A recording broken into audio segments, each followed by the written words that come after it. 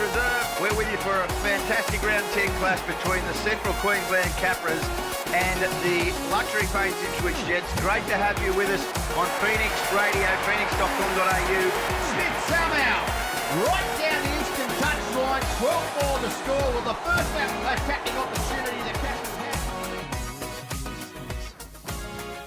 Welcome to another edition of After the 80, where we bring you all the up-to-date local NRL news. I'm your host, Ben Wilmott, and joining me back on the panel today is my co-host, Anthony Bomber Breeze. Welcome back, Bomber. No, it's good to be back, and it's the best time of the year to be a Blue supporter and obviously a Maroon supporter. Oh, it's been a good time to be a Maroon supporter for a while now. Well, it has, but you never know. And also joining us on the panel today is Jae Woodward from the Diggers Under-20s coach. Thanks for coming on board, Jae. And tell us, what was it like being the coach of the representative team for the juniors? The Ipswich Under-20s this year was a pretty good experience. Yeah. I've been involved in the 18s for the last couple of years. Mm-hmm. The 20s is a little bit different, shorter prep, shorter games, but the boys dropped too much football to win the games, but definitely competed well and improved. Very hard with such a short turnaround to get a team like that together as well. I know Lee did a good job but he had the advantage of having half the team already playing together in the BRL side. So was it a bit hard for you bringing them all together? Yeah, some of the boys with the disrupted start with the under-19, some of the boys didn't have many games under their belts, but definitely they worked towards it and got there in the end, and just missed out in both games. They were competitive in both games. So. Yeah, well, they put on a great performance. Well, on the program today, we'll be discussing the weekend that was in the QRL and the IRL. We'll also be taking a look at the team announcements for the State of Origin games next week and the upcoming games this weekend in the QRL and IRL. Now, first of all, the Jets on the weekend had another loss against East Tigers, and it was a big one. Yes, it was there. I think they were hoping to get back on board this week. On track, against East there, but East come out. They started really strong there, and as you can see by the result, the 52-20. It's a bit of a drubbing. Yeah, it was. They got away at the end there. There probably wasn't a 32-point margin, but there was definite margin there, and the Jets will have to pick their act up obviously this weekend. So, well, they're a big pack. I couldn't really tell their wingers from their forwards, to be honest. In the East Tigers, they're a big mobile pack, and they certainly hit the Jets up through the middle, didn't they? Yeah, well, East there, they have some NRL affiliations there, so they get some players back there, and obviously they're trying to get an NRL spot. So obviously plenty to play for. So that's right. So. Yeah. And PNG also getting a loss there. That's a little bit of a surprise. Yeah, that's probably not what the Jets wanted, actually, No. the PNG to have a loss when we have to play them this week. But yeah, they'll be looking to bounce back against the Jets, won't they? And it's a big day with their Harmony Day for the Jets as well, so that'll be a big one to keep an eye on. Townsville still looking on top, though? Yeah, no, the Townsville, the Black Hawks, they just go through and do what they do every week. They've got class players all over the park there, so when one's down on form, the other one normally picks it up. So. And for the Jets under-20s as well, they've got the Toowoomba Clydesdales. That's always a big test as well with the country boys. Yeah, and there's a Ipswich boy running around up there as well. So and they've played against each other a lot. So. Excellent. Well, there we go with the second half of the QRL ladder. We've got the Jets sitting second last. Definitely not where they'd want to be at this point in the season, or any point in the season really, but still a chance to see them higher. Oh, well, like I said, being in ninth position's on 10 points. We're on 6 points there, so 2 wins and louder, 2 or 3 wins, and we're back up towards the 8.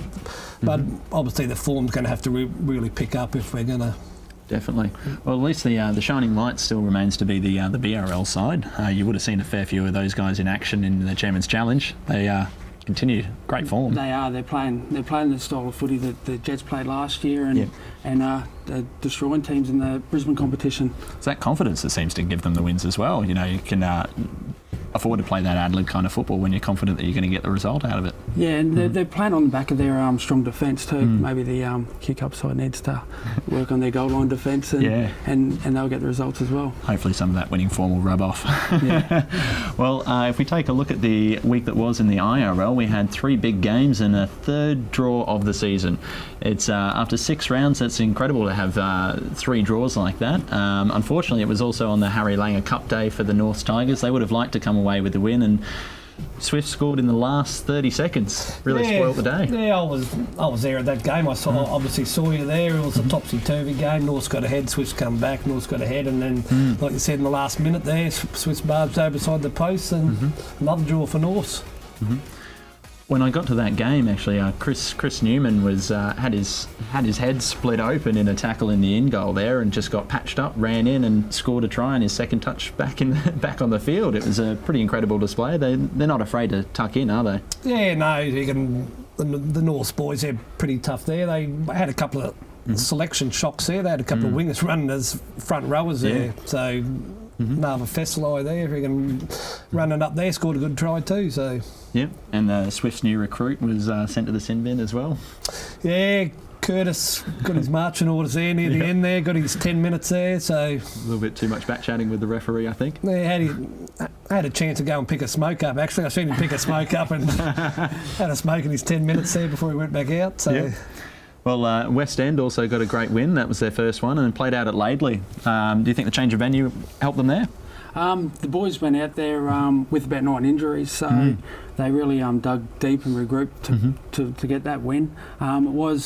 They were ahead for a long part of the game, and then Fassfern come back and took control. And Ray Burrow scored 2 good tries out wide, and I thought, here we go again. And but West End regrouped and. Fought hard for the win. Yeah, well, it has made a bit of a change to the IRL ladder as well, as we see Brothers and West End sitting on the bottom now. In terms of point differential, it actually puts West End above Brothers now, which means we've got one of the last year's grand finalists sitting on the bottom of the ladder. Yeah, as you can see there, I actually got a call from Randall Wilson, the West End coach there, when he seen it on our website that they're on the bottom there. He wanted to point out that they were actually on top of Brothers on the point differential there, but. But obviously, them two teams have got to start getting some wins there to catch up to Norths, who are in a bit of a slump themselves there, but long way to catch Goodna, who are flying. They are flying high, the Eagles. Well, they got another good win over Brothers on the weekend as well, and they're just looking in great form despite the injuries that they've had as well. Yeah, they've been the surprise packet this year. They had a decent side. Everybody thought it'd go well. Then they got injuries there. They thought they might slip away, but they're producing. And I suppose on the day, that's all you got to do. Got to give Laurie Campbell some big raps for how he's pulled the team together and working on that culture as well, so that they're backing up for each other and really helping in those situations where they're losing a couple of players like that.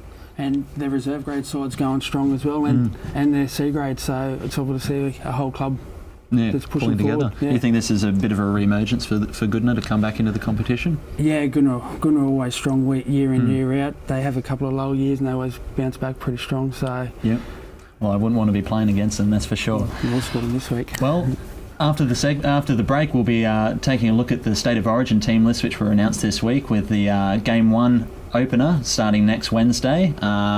We'll be back with all that and more after the 80.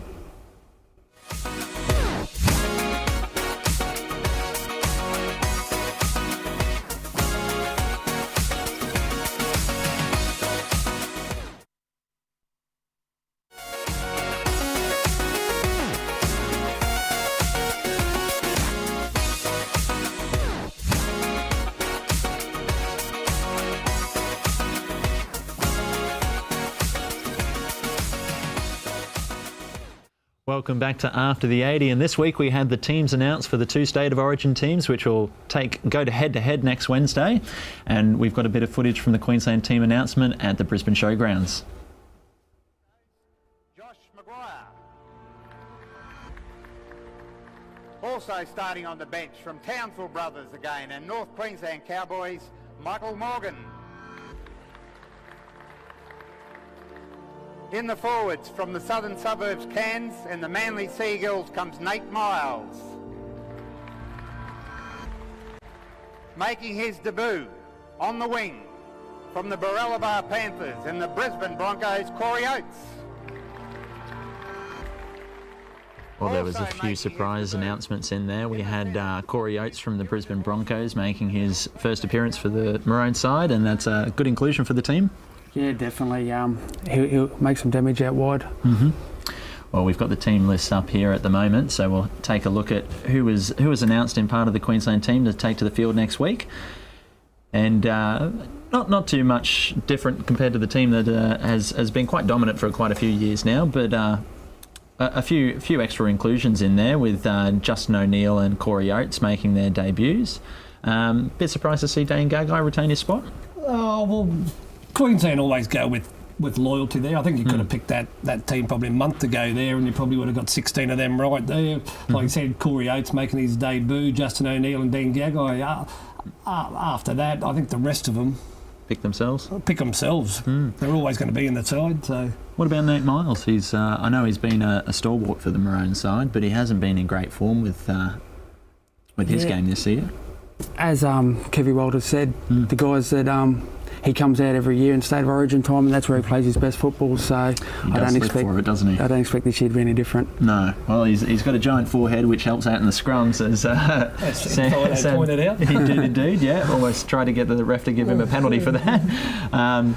But no, he's always one of those players that steps up in Origin period, and he'll be one of those senior players that they'll be looking for to steer the pack around, won't they? Yeah. Well, there are certain players that don't go as well in NRL. Like they all play well there, but they can be down on form in NRL. You put them in a maroon jersey, and like you said, Nat Miles, he's going to give you 150%. Yeah.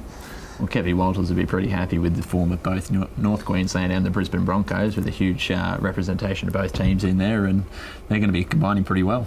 Yeah, well, 10 out of the 17 goes to show that they're the top of the quality that's there. Yeah, they're top of the table, and the game of the weekend showed that too. Yeah, definitely. Well, it was a bit of a nightmare for one Origin hopeful, with Kyle Felt pretty much playing himself out of an Origin position there. Or how much do you think that game would have come into the contention for Walters to be picking his team? No, well, it's hard to say. I know Kevy said that poor game by Felt didn't cost him, but I presume in the back of his head there, dropping a couple of balls up high there, thinking the Blues would have been thinking, oh, well, if he's there, that's what we're going to be targeting next week. But he'll get a run there. One bad game doesn't make your season there, so I'm sure he can hit back there. And he's been in good form for the rest of the season anyway, so... Well, there's been a fair bit of talk about the Maroons hopefuls that were ruled out at the start of the year for bad behaviour. Do you think... I think my personal opinion would be that he wouldn't be backtracking on that decision at all, and I don't think he'd be regretting that decision either. He's drawn a line in the sand, and it was up to the players to step up to that or not. And in the event that he does lose a halves in there, he's still got Michael Morgan playing amazing football that can step into the role. Yeah, well, Michael Morgan, he's in great form up at the Cowboys, and he can cover every position on the field. Like you put him in the centres, you put him in the halves, you put him in the back row if you had to, and he'd do a job. Well, another one of the North Queensland players who's been playing amazing is Lachlan Coote, who's played himself into a Blues jersey for the first time. Another one that they'll be looking out for. Lachlan Coote, no, he isn't, mate. Oh, sorry. He's in good form, mate. Yeah, sorry. Yeah. I'm thinking Matt Moylan. Yeah. But Lachlan Coote, like I said, if Matt Moylan gets injured, Lachlan Coote's in awesome form as well. So, he'd be another one that'd be just on the cusp, wouldn't he? Well, that's it. If not this year for him, maybe next year, depending on where Moylan goes there. So we've got Moylan and Mansour making the team for this year. That'll be a lethal combination from the Panthers. Yeah, well, I think he's tried to get a few combinations there. As you can see there, they're freaking halves. Obviously, if you can do that, Adam Reynolds making his debut. Obviously, I regard he's probably got the best kicking game in the NRL. He forces the most dropouts there, and as you can see by the bench, obviously big is beautiful for Laurie. So yeah, well, they're laying their cards out on the table. I think going hard up through the middle. Yeah, well. Let's see how Kevy reacts to it. So he's got a job. It's a massive forward pack and an even bigger bench. So he's pretty much stocked three giant forwards there and one utility player. So he's not mucking around, that's for sure. No, that's it. You know what New South Wales are going to bring now. So well, it's always a physical contest. So he's just making sure he's well prepared for it. And as a Blues supporter yourself, Bomber, you're happy to see the team that was announced? Yeah, I think most from there. I think the papers get an inkling a week or two out there, and it always seems to be right. So there always seems to be leaks in things there. Dylan Walker's probably about the only one that was probably a bit of a shock there. Everybody thought that maybe Bryce Cartwright might have got there. He was named as a development player. They named him, and about 30 seconds later, I think he pulled out with a thumb injury. So just to bring him into camp and get him training with the squad, show him what the week's about, and get him ready. You think Dylan Walker would be up to the challenge of it, the physical contest? Well, he's been a great player for South. Now he's at Manly. Probably hasn't had the best of years so far, but he's a quick player there. So he's been playing a bit of 5'8". So would they be using him as a backup 5'8" in the Blues squad, or do you think they'd be using him as an extra centre that they can be chucking in? Oh, I think they'd be using him more as a centre than a 5'8" there. I don't think he's a 5'8". I think he's more out wider type of runner, like a James Roberts there, where they get a bit of speed, bit of open space out wide, so they can utilise it a bit more. So. And so have we got some predictions for where we think the first State of Origin match will go? Hoping for a Blues win? It'll be a Blues win by 2. By 2? By 2. Calling a close one. What about you, Jay? I think the Queensland will win by 7, but Jonathan Thurston with his field goals, he'll definitely slip on one of them in there, I think. Well, Cam Smith actually slotted his second one of the season, second one of his career, sorry, so we've got a couple of options there. Definitely. So. Although Michael Morgan probably... Yeah, Morgan can do it too, so... Yeah. Well, a lot of the players that were named in both of the teams were in action on the weekend when the Cowboys took on the Broncos at Townsville, and it was another thriller match, another one won by 1 point. How good's the contest between these two teams at the moment? Oh, well, I think these two teams, they might be running third and fourth, but they're probably the two best teams in the competition. They've had the last 3 games from the grand final to this year, it's been 1 point, so you just can't get any closer than that. And great straight running from Matt Scott here, and a rare one for the big forward to get as well, right under the post. Yeah, front rowers don't score too many tries, so the front rowers union there, you score too many there, they kick you out of that pretty quick. You're not supposed to be scoring tries, you're supposed to be doing the tough stuff up the middle. Yep. This is one of the first drops from Kyle Felt in a bit of a horror game for him, right on the cusp of an Origin selection. He'll be hoping that wasn't the reason he wasn't picked. And Matt Gillette, one of the Queensland regulars, getting a double on the night. He was in fantastic form. Yeah, I hope he's not running like that next week. So he runs the ball very hard. So. Well, I think Brisbane will be quite happy that those reports of him moving on to another club have gone down for the moment at least. Hopefully he sticks around with the Broncos because he's been in fantastic form for a number of years for them now. Yeah, there's drop number 2. And there's the reaction that you don't want from the Cowboys fans, but they didn't have to worry too much. They still got the win in the end there with another JT magic moment. Yeah, they did regroup there. Brisbane seemed to blow them off the park early, and it looks like it could have been anything. But you know what a Cowboys team's like? They come hard in the second half, and that's exactly what they did once it settled down and all that. And JT took hold of it, and back in it. And we had it by 1 point. That was a third straight 1 point win for the Broncos Cowboys, and another great game to watch as well, wasn't it? Yeah, they come up for each other every year. They love playing each other, and they play their best footy against each other. Well, after the break, we're going to give you a rundown of all the games to come this week in the QRL and the IRL here on After the 80.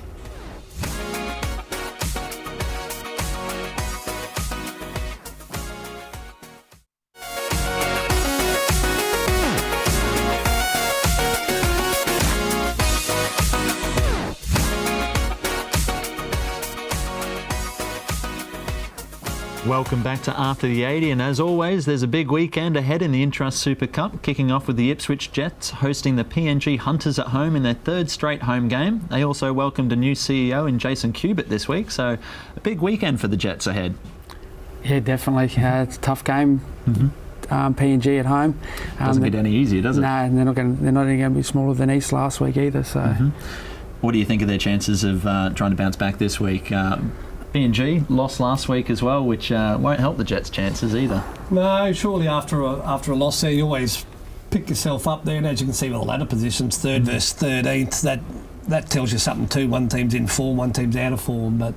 Well, 2 games to keep an eye on will definitely be the Townsville Blackhawks and the East Tigers, who did the number on the Jets last week, and also the Redcliffe Dolphins taking on the Burleigh Bears. That'll be a cracker. Redcliffe played into form last week and scored 50 points. It was their first home game of the season, and they're back there again. So look out Burleigh. Yeah, well, the Bears are in great form as well, sitting on second. They've just jumped over PNG there, but they'll face a very tough test against Redcliffe, won't they? They looked good last week. Well, East going up against Townsville is another great one for me. The big pack of East against another big pack of the Blackhawks. Let's see if Townsville can stay on top after this week. Yeah, well, like I said earlier, Townsville are the benchmark. They were last year, and obviously we got them. You've got to be firing at the right part of the season there, but obviously they're firing again this season there. They've got some quality players all over the park. And a big day for the Jets on Sunday as well. The game will be broadcast on Channel 9 as well.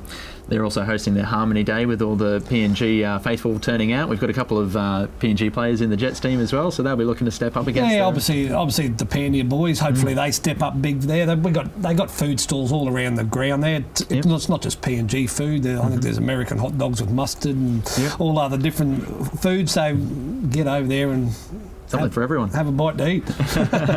Excellent. Well, if you can't get to the grounds as well, we'll have the game broadcast on Channel 9, so that'll be a great one to watch, and hopefully one for the Jets to step up as well. They'll be looking for a win after the position that they've kind of slumped to on the ladder. I think if they pick up their goal line defence, that's probably been their disappointment so far this year. Yep. They show they can score plenty of tries. So well, they got Carlin Anderson and Wes Conlon doing some great stuff in the back line there. It's a bit interesting how they're playing off with Carlin on the bench to start the games as well, and coming on as a bit more of an impact player in the wing. Yeah, I don't know what the theory is behind that, but obviously Ben and Shane have got a theory there. Wes has come back there, and he's working his way back into form there. So. Yeah, well, Carlin's having a great game as well, great season as well. I mean, he's been to and fro, but he's picking up tries almost every week, isn't he? Yeah. Well, that's right. He had a bit of a lull period there. I don't know what was happening there. Obviously, behind the scenes, there's always things going on that we don't see. But like you said, he's picking up tries every week, and they're trying. That's all you can ask there. As long as they're putting in 100%. Well, another player that's been a bit of a standout is Josh Robinson as well from Toowoomba, the sprinter. He's a hard man to catch, isn't he? And the kid's got speed, hasn't he? Yeah. He can run fast. Young Chol, the other fast guy down there, he hasn't got his run yet in the Intrust Cup, but they got some speed around that club, don't they? He's just biding his time, isn't he, Chol? Yeah, a couple of injuries have been holding him back at the moment, I think. So. Well, we've got some big games in the IRL this weekend as well. We've got West and Fassifern going back to their home grounds after a stint out at Laidley last week. And West End taking on Swifts. That'll be a big one for Swifts to try and bounce back after the draw. And North, their run doesn't get any easier with Goodner again, second time in 3 weeks. Yeah, obviously. All the games in the IRL, they're all significant now. Normally we've had teams down the bottom. This year, anybody can win the premiership there. So if you can pick who's going to win them 3 games, I think you're going well. Like West End were back in form last week there, but and like I said, North's playing another game at Regan home there. They've had a draw, and that's Swifts have had 2 draws. Brothers, a professional team there. They're going to come good. So. Well, Fassifern's been in great form as well. So both Fassifern and Brothers are coming off a loss at the moment. They'll both be looking to bounce back, won't they? Yeah, well, obviously Fassifern there. If you can control Ray Bearer out wide there, I think he's the leading try scorer by a mile. He's scored 2 tries and 3 tries every game. As soon as he gets in the clear, I can't see anyone catching him. Yeah, and I haven't. Well, he's really helping out his captain coach there in Scott Island as well, working from the back. Yeah, well. Scotty's got speed too there, and obviously the last 2 weeks they've been missing Harold Mosby, who's another one who's been helping Ray out, so he's been doing a little bit more. So scoring plenty of tries himself as well. Yeah, well, I reckon Harold likes scoring a try too. So who doesn't? Well, West End, that'll be a big test for them as well. Yeah, well, they drew these 2 sides 2 weeks ago, so back at the kennel, the Bulldogs will be keen to get their first win at home. Yep. So plenty of pride on the line as well. Yeah, no, definitely. And I think he's got a few back this week. So I'm sure Randall have a few tricks up his sleeve for Swifts. Excellent. Well, it'll be a big weekend for IRL and QRL action, and then we've got State of Origin on Wednesday, so plenty to look forward to, that's for sure. That's all we have time for After the 80 today. I'd like to thank my guests for coming on board today. Co-host Anthony Bomber Breeze. Thank you very much. Go the Blues. Thanks for that nice little plug there, mate. And Jay, thanks very much for coming on board. Good luck with West End Juniors. I understand that you're involved with at the moment. Yeah. No, we've the boys down there. We've got more juniors than we've ever had before. So, and the kids are coming through, and most of our sides are playing in the A division. So. That's good, and thanks for having me, Ben. No worries. Well, next week we'll have a special edition of After the 80 where we'll look back on the game that was in the State of Origin round 1, and we'll give you all of that action and more on After the 80.